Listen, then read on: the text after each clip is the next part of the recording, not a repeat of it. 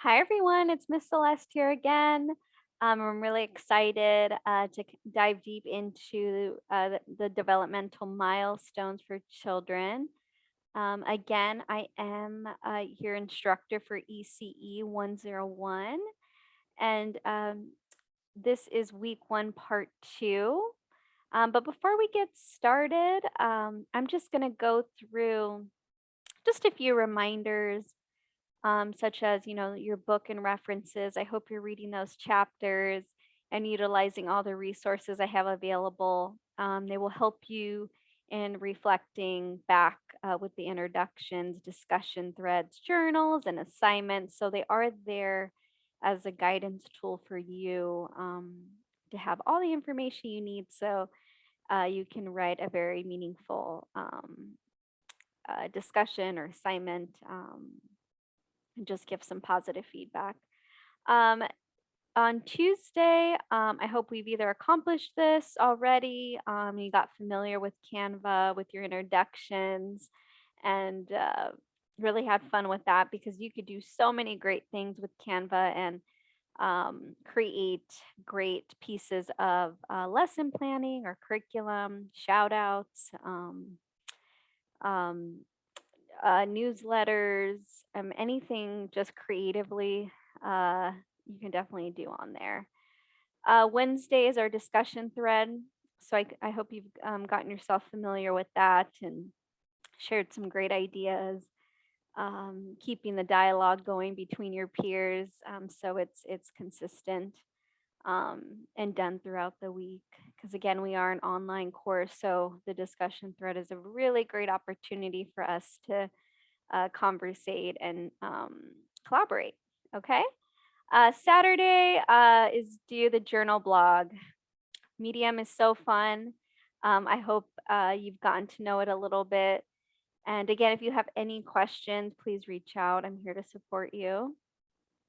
And then we have our assignment, our teaching hours.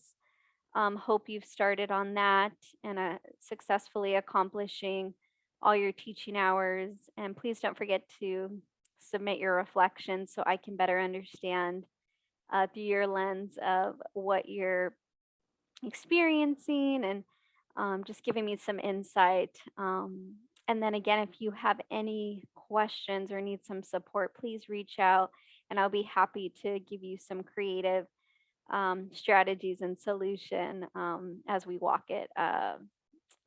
talk it through. Okay, thank you so much.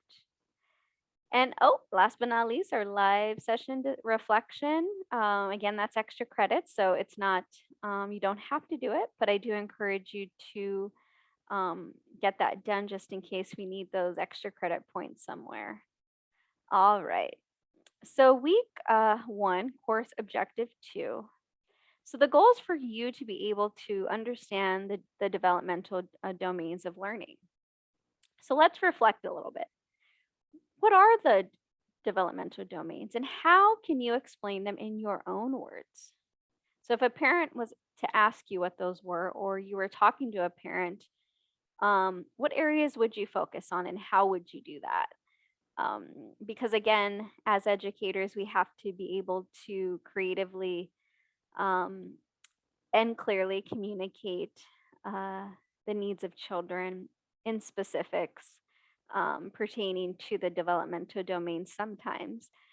So it's important that we confidently are able to do that. So through this part two, I am just going to go into each domain and specifics, and I really hope that it gives you a more broader sense of what those areas are. Okay. So there are 7 domains. There's language, the cognitive, gross motor, fine motor, self-help and adaptive, social and emotional, spiritual, and moral.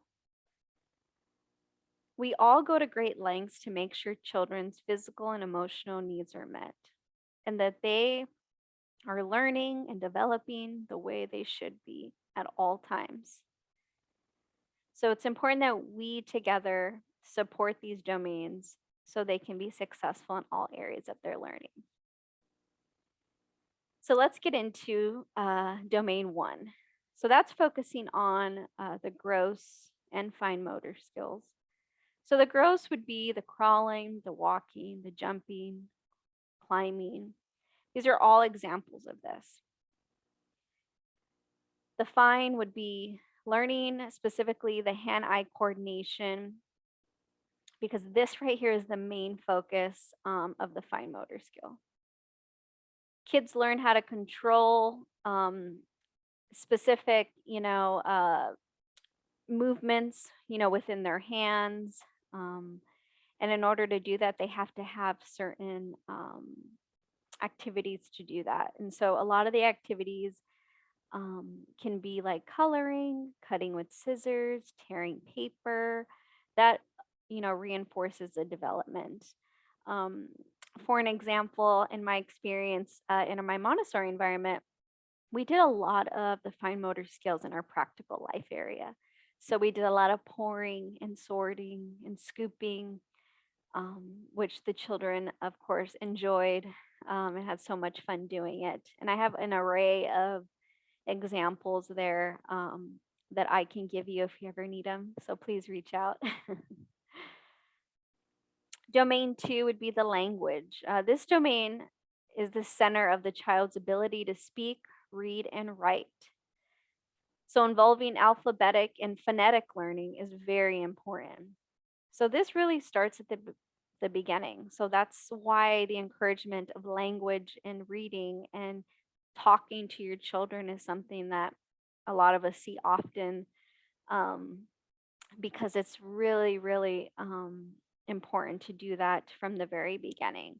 Reading and talking regularly to your kids or to your children will allow them to learn how to create conversations, and also giving them abilities, with different words and language and conversate and sentences, structure, sentence structure, and just all of that combined.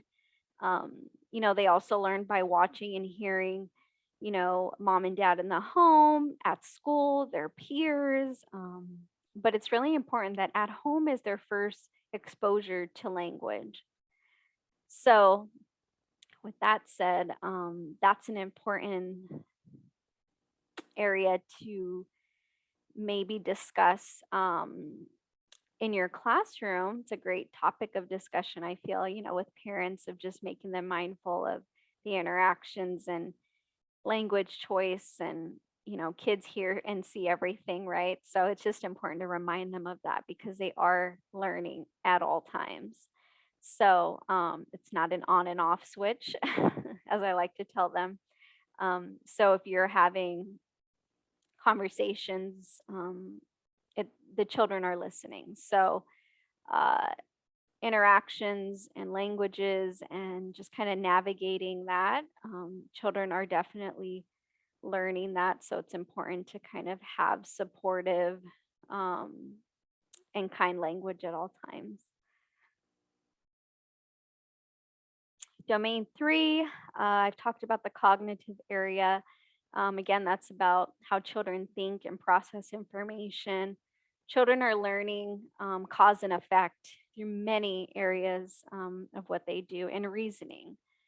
A great example is when, say, a child is dropping a spoon from their high chair. So a parent can pick it up, or that's really teaching them cause and effect. So when they drop it, um, the effect is it's on the floor, right? So if I drop it down, it falls. So as much as maybe parents don't want their children uh, throwing their spoon on the floor, there's so much learning going on. So I try to get parents to better understand those different moments of learning instead of seeing them, I guess, as in a negative way. So that's really fun when I'm having conversations with parents and I try to let them see the positive out of something, and they're like, "Oh my goodness, I didn't really see it like that, but thank you," you know. So that's what we're here to do.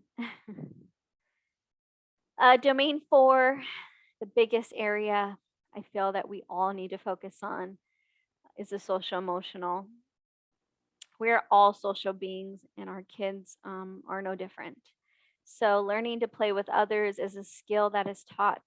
Making sure a child feels safe and nurtured is part of this development, as is using manners and modeling kind behavior.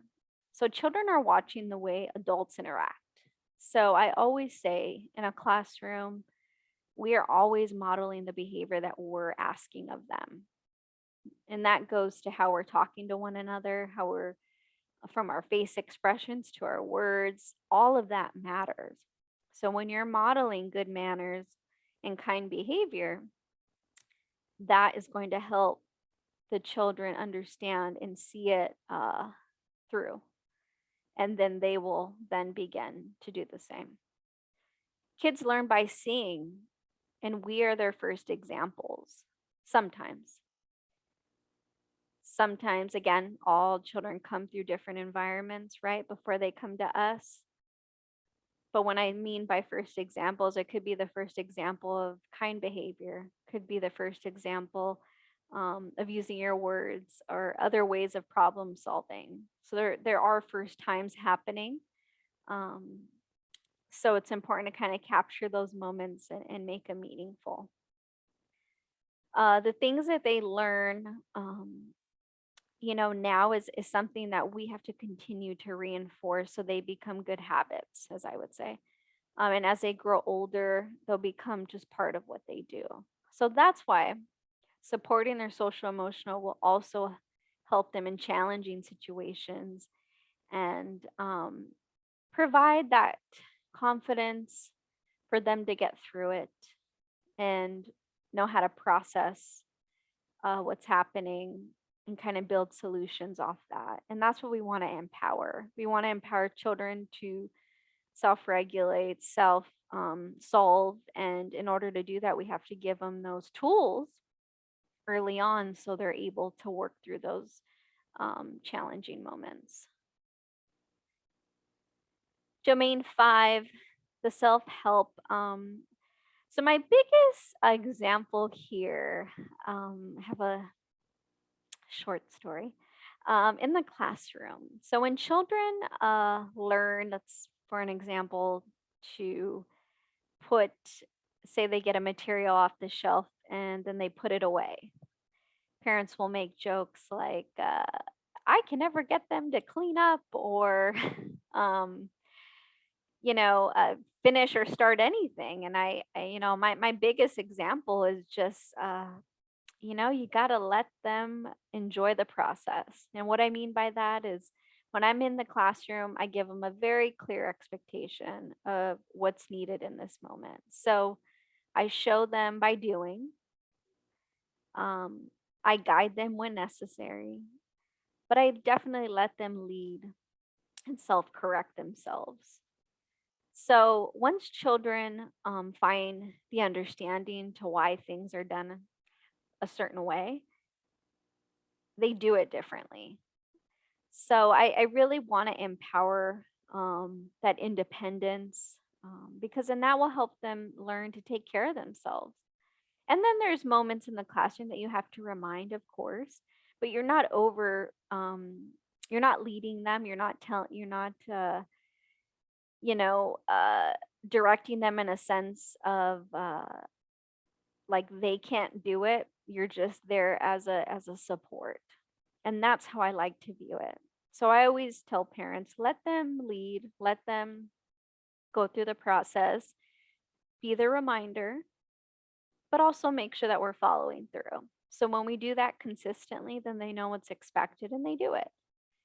So a lot of that has been positive outcomes. And of course, you'll have your challenging moments, but for the most part, they definitely work its way out and into a positive sense.